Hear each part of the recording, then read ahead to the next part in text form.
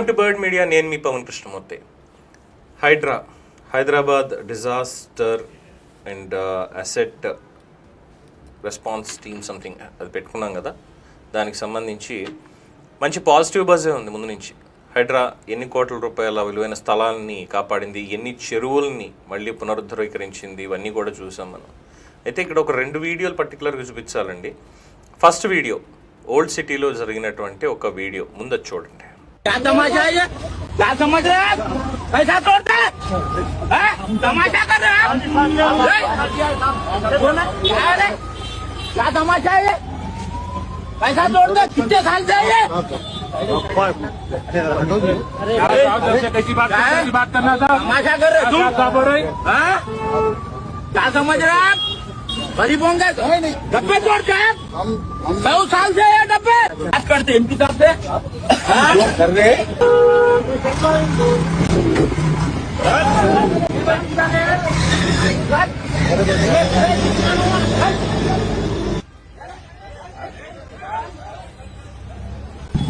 बैठो किधर तमाशा कर रहे हैं? निकाल गाड़ी निकाल. చూసారు కదా. ఇప్పుడు నిన్న మల్కాజ్గిరి ఏరియాలో అలాగే సెవరల్ ఏరియాస్లో జరిగినటువంటి ఈ వీడియోలు చూడండి.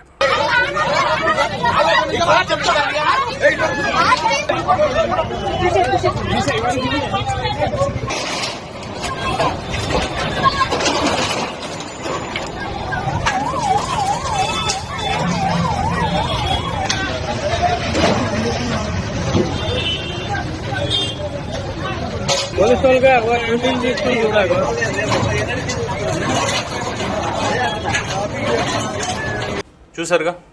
అంటే ఇక్కడ సామాన్యులు అడిగేటువంటిది కానీ లేదంటే కొన్ని పక్షాలు అడిగేటువంటిది కానీ ఏంటంటే హైడ్రా ఎంఐఎంకి భయపడుతుందా? ఎందుకంటే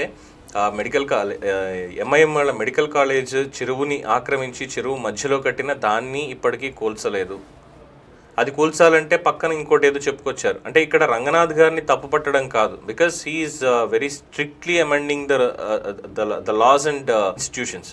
కానీ ఎంఐఎం కాంగ్రెస్ దోస్తీ ఉండడం వల్ల ఎంఐఎం వాళ్ళు ఏకంగా ఏంటంటే అక్కడ ఉన్నటువంటి ఎమ్మెల్సీలు కానీ లేదంటే కార్పొరేటర్లు కానీ ఎలా బెదిరిస్తున్నారంటే అధికారులు, నువ్వు ఎవడరా అసలు. ఈవెన్ కమిషనర్ సజ్జనార్ చెప్పినప్పటికీ కూడా ఎక్కడైనా సరే ఎంక్రోచ్మెంట్ ఉంది అంటే అది ఏ ప్రాంతమైన సంబంధం లేదు, ఎంక్రోచ్మెంట్ ఉంది, ఫుట్పాత్లు ఆక్రమిస్తున్నారు, ఇంకోటి చేస్తున్నారంటే ఒప్పుకునేది లేదు, ఎవరిని ఉపేక్షించేది లేదని. కానీ నిన్న అక్కడ అలా నిలబడిపోయారు.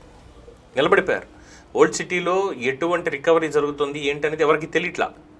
కానీ వెరస్ మిగతా చోట్ల అంటే ఇక్కడ నేను సామాన్యులు తప్పు చేశారా చేయలేదా అంటే చెయ్యలేదు అని నేను చెప్పట్లేదు. ఫుట్పాత్లు ఆక్రమించుకుని అది చిరు వ్యాపారులు కానివ్వండి ఇంకొకళ్ళు కానివ్వండి ఎవరైనా ఫుట్పాత్లు ఆక్రమించుకుని మీరు చెయ్యొద్దు అని చెప్పినా సరే వాళ్ళు అక్కడ చేస్తున్నారు, వాళ్ళ బతుకు తెరువే, ఇంకా వేరే దారి దొరక్క చేస్తున్నారు, దాన్ని తప్పనట్లేదు. కానీ ప్రభుత్వం రూల్స్ స్పష్టంగా పెట్టినప్పుడు ఈ హైడ్రా కానీ ఇంకొకళ్ళు కానీ దాన్ని తొలగించడంలో తప్పు లేదు. అట్ ద సేమ్ టైం వాళ్ళకి నోటీసులు ఇవ్వాలి, కనీసం ఒక మాట చెప్పాలి.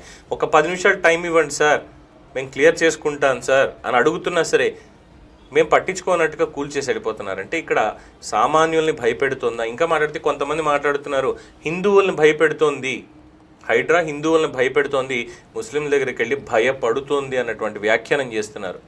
ఇది కూడా తీసుకొస్తున్నారు. సో హైడ్రా కులాలకి మతాలకి రాజకీయాలకి అతీతంగా ఎదగాలి, ఖచ్చితంగా ఒక గొప్ప ఇన్స్టిట్యూషన్గా అది ఉండాలి అని చెప్పి అందరూ కోరుకుంటున్నారు. సో అలాంటప్పుడు ప్రభుత్వ పెద్దలు వాళ్ళు ఒప్పుకున్నా ఒప్పుకోకపోయినా రూల్ ఫర్ ఆల్ అనేది హైడ్రా అప్లికబుల్ చేయాల్సిందే. ఇది సామాన్యుడి కోరిక. చేస్తారంటారా? మీ అభిప్రాయం కామెంట్స్లో తెలియచేయండి. చూస్తూనే ఉండండి ది బర్డ్ మీడియా.